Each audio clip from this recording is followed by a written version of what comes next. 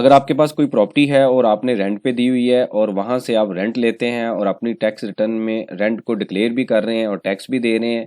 अब नया सेक्शन एक बजट में ऐड कर दिया गया है जहाँ पे ये लिखा हुआ है कि जो कमिश्नर है वो ये कह रहा है कि जो रेंट आप दे रहे हैं, जो टैक्स दे रहे हैं, वो आप ठीक नहीं दे रहे। अब मैं खुद कैलकुलेट करूंगा कि आपका रेंट कितना है, मैं डिसाइड करूंगा कि आपने कितने रेंट पे कितना टैक्स देना है।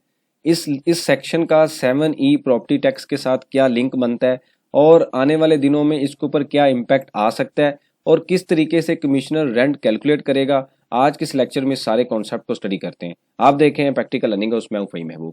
तो एक सेक्शन ऐड किया गया है बजट में, अगर आप उसको स्टडी करें, जो फाइनेंस बिल है प्रपोज्ड है अभी, उसमें ये कहा गया है कि जो एफबीआर को अथॉरिटी दे दी गई है, एक लॉ का पार्ट बनाया जा रहा है कि एफबीआर डिसाइड करेगा कि जो किस इलाके में कितना रेंट होगा। अब हो क्या रहा था, जैसे आप सबको पता है कि 2022 में 7E का एक सेक्शन आता है प्रॉपर्टी से रिलेटेड। इससे पहले 2022 से पहले ये सेक्शन नहीं था। जितनी भी आपकी रिटर्न में, चाहे वो 1 से लेके 10 तक प्रॉपर्टी थी, आपने परचेज करते हुए टैक्स पे कर दिया था, फॉर एग्जांपल 236K का, और उसके बाद हर साल आपने टैक्स रिटर्न में कोई टैक्स नहीं देना था। लेकिन 2022 में आके एक लॉ ऐड कर दिया जाता है कि अगर आपकी प्रॉपर्टी की वैल्यू 25 मिलियन से ज़्यादा होगी, यानी कि 2.5 करोड़ से ज़्यादा होगी, तो हर साल जो आपकी एफबीआर वैल्यू है, यानी कि उस डेट पे जो मौजूदा प्रॉपर्टी की वैल्यू है, आपने उसका 1% एफबीआर को टैक्स देना था। अब इसमें कुछ एग्जम्पशन भी अवेलेबल थी। एग्जम्पशन क्या थी कि एक आप अपना एसेट निकाल सकते हैं, मतलब एक घर है, प्लॉट है जिसकी वैल्यू सबसे ज़्यादा है, वो आप निकाल दें, उस पर टैक्स नहीं होगा। उसके अलावा वो प्रॉपर्टी जो आपने रेंट पे दी हुई है और आप टैक्स रिटर्न में प्रॉपर रेंट के ऊपर टैक्स दे रहे हैं, वहां पे टैक्स नहीं होगा। तीसरे नंबर पे कोई ऐसी प्रॉपर्टी जहां पे आप बिजनेस कर रहे हैं, उसके ऊपर भी टैक्स नहीं होगा। और चौथे नंबर पे कुछ और प्रॉपर्टीज थी जो कि गवर्नमेंट इंडिविजुअल को मिली हुई थी, उस पर भी टैक्स नहीं था। बाकी जितनी भी प्रॉपर्टी थी उन सबको मिला के अगर जो बाकी प्लॉट्स की वैल्यू या प्रॉपर्टी की वैल्यू 25 मिलियन यानी कि 2.5 करोड़ से ज्यादा थी, तो आपने हर साल उस एक्चुअल वैल्यू का, जो आज वैल्यू है, उसका 1% देना है। फॉर एग्जाम्पल, आपने जब प्रॉपर्टी परचेज की तो उस टाइम वैल्यू थी 30 मिलियन या 25 मिलियन और आज उसकी वैल्यू है 50 मिलियन, तो आपने 50 मिलियन का 1% टैक्स पे करना था। अब ये जो सेक्शन था ये रेजिडेंट के ऊपर अप्लाई होता था, ओवरसीज यानी कि जिनके पास नाइकॉप था या जिनके पास पीओसी था उनके लिए अप्लाई नहीं होता था। अब लोगों ने क्या किया कि 2022 से लेके आज 2025 है, तो ये जो 7E का मैटर है अभी तक सुप्रीम कोर्ट में पेंडिंग है। अभी तक ये डिसाइड ही नहीं हो सका कि टैक्स देना है या नहीं देना। हमने भी इस सारे सालों में आपको डिफरेंट तरह वीडियोस में मैं गाइड करता रहा, बताता रहा कि आपने टैक्स पे नहीं करना, क्योंकि ये जो मैटर है सुप्रीम कोर्ट के आगे पेंडिंग है। तो अब टाइम के साथ साथ एफबीआर को समझ आ गया कि लोग इस तरीके से जो टैक्स है वो नहीं दे रहे, तो लोगों ने प्लान कर लिया। अब ये जो 7E का जो टैक्स था, इससे बचने के लिए लोगों ने प्लान क्या किया कि अब एक बंदा है, मिस्टर ए है, फॉर एग्जांपल मिस्टर ए के पास एक प्रॉपर्टी है जिसके ऊपर वो खुद रह रहा है, उस पर तो टैक्स नहीं है। दूसरी प्रॉपर्टी है और तीसरी प्रॉपर्टी है, इसी तरीके से उसके पास एक और प्रॉपर्टी है। तो मिस्टर ए ने क्या किया कि इसका जो एक्चुअल में रेंट पे दिया हुआ था ना, वो 2 लाख का रेंट था, लेकिन टैक्स में उसको डिक्लेयर कर दिया कि मैंने प्रॉपर्टी 50,000 पे रेंट पे दी हुई है।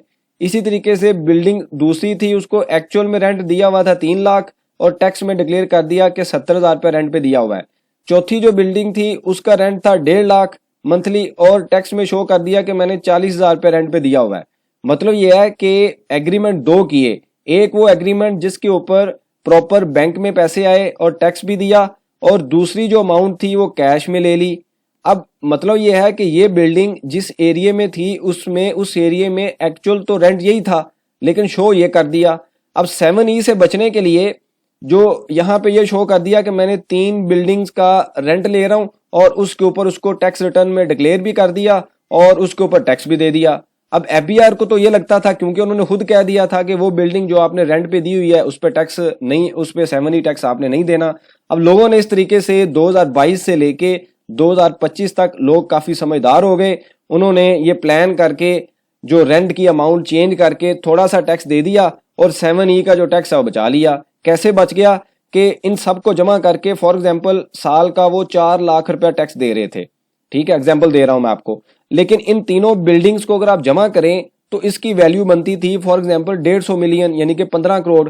15 करोड़ का हर साल 1% लें तो अमाउंट बनती है 15 लाख, और यहाँ पे उन्होंने सिर्फ 4 लाख रुपया टैक्स दिया और बाकी सारा जो है उनकी सेविंग हो गई, क्योंकि उन्होंने अपनी प्लानिंग ही इस तरीके से कर ली थी। अब ये जो रेंट था इसको चेक करने के लिए एफबीआर के पास कोई टूल नहीं था, कोई मेजरमेंट नहीं थी। अब जाके एग्रीमेंट आप देते हैं, चेक दिखाते हैं तो लगता यही था ये सारी चीजें ठीक है।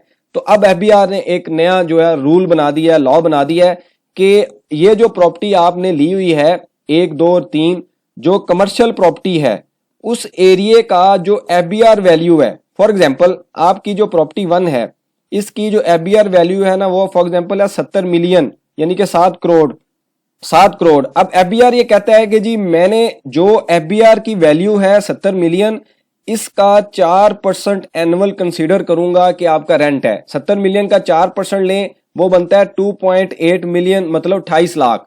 तो वो ये कहता है कि अगर आपने प्रॉपर्टी 1 जो ऊपर आपने शो की हुई है इसका रेंट अगर 28 लाख एनुअल यानी कि एक साल का 12 महीनों का रेंट अगर 28 लाख से कम होगा तो मैं उसको कंसीडर नहीं करूंगा, मैं 28 लाख के ऊपर आपको टैक्स चार्ज करूंगा।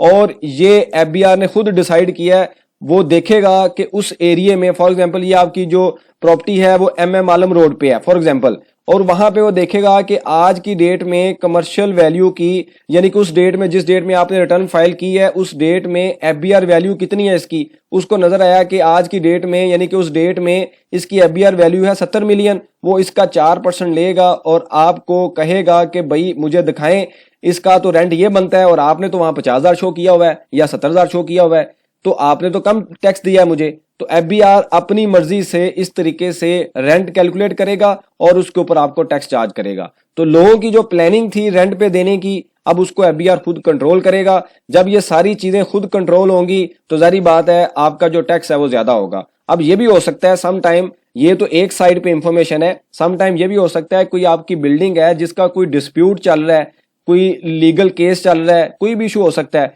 तो जब किसी को पता है कि भाई ये जो बिल्डिंग डिस्प्यूट पे है इसका डिस्प्यूट है, हो सकता है कि जो लोग हैं उसका एक्चुअल रेंट ना पे करें, वो ये कहें कि कल को आपका डिस्प्यूट का मसला हो सकता है कोर्ट की तरफ से ऑर्डर आ जाए, ये शॉप को लॉक लग जाए तो मैं तो सारी इन्वेस्टमेंट करके यहाँ कैसे बैठूंगा। तो आप उसको ये कहते हैं ठीक है एक्चुअल में रेंट अगर 2 लाख है या 3 लाख है तो आप मुझे जो है इसका 1 लाख रुपया रेंट दे दें। तो ये आपको यहाँ पे तो एफबीआर के पास फार्मूला अवेलेबल है, कोई 4% लगाएगा, लेकिन यहाँ पे आपने जाके उनको बताना है कि भाई मेरा रेंट एक्चुअल में कम है, उसकी रीजन क्या है कि मेरी इस बिल्डिंग का केस चल रहा है या मेरी बिल्डिंग की रिपेयर एंड मेंटेनेंस ठीक नहीं है, और ये जो रेंट है ये तो वो उस बिल्डिंग का है जो बिल्डिंग की हालत बेहतर है, तो मेरी बिल्डिंग तो पुरानी है इसकी मेंटेनेंस होने वाली है, तो एक्चुअल में मेरा रेंट 12 लाख है। तो वहां पे जाके आपको साबित करना पड़ेगा, अदरवाइज कमिश्नर के पास पावर है, वो 4% लेगा, रेंट कंसीडर करेगा और टैक्स चार्ज कर देगा। तो इस तरीके से आप अंदाजा लगाएं कि 7E का टैक्स कम हो जाएगा और यहाँ पे रेंट का जो टैक्स है वो ज्यादा हो जाएगा। तो 3-4 सालों में लोगों ने जो प्लान किया हुआ था, अब एफबीआर को भी समझ आ गया कि टैक्स मुझे नहीं आ रहा, सुप्रीम कोर्ट के आगे ये मैटर पेंडिंग है, तो इसको कनेक्ट कर दिया उसने रेंटल इनकम के साथ, क्योंकि लोगों ने किया ये था आपके नाम पे अगर प्रॉपर्टी है तो आप क्या करेंगे, या तो टैक्स देंगे या रेंट पे दे देंगे। तो लोगों ने थोड़ी थोड़ी अमाउंट रेंट पे दिखाना शुरू कर दी, 7E के टैक्स से बच गए, लेकिन अब उन्होंने वो भी रास्ता बंद कर दिया है। तो आस्ता आस्ता जो लोग टैक्स पे कर रहे हैं उन्हीं को ही टैट किया जा रहा है, बजाय के नए लोग टैक्स नेट में लाए जाएं उस पर कोई एफर्ट नहीं हो रही। जो टैक्स दे रहे हैं उन्हीं को एक्सक्लूड किया जा रहा है कि आप मजीद टैक्स दें, और जो लोग प्लान करते हैं इस तरीके से नया कानून बना के उनकी सारी प्लानिंग जो है वो खराब कर दी जाती है। आपके पास कोई भी सजेशन हो, क्वेश्चन हो, आप मेंशन कीजिए, इसके ऊपर हम डिस्कशन करेंगे ताकि जो लर्निंग का प्रोसेस है कंटिन्यू रहे। बहुत शुक्रिया, जज़ाकल्लाह।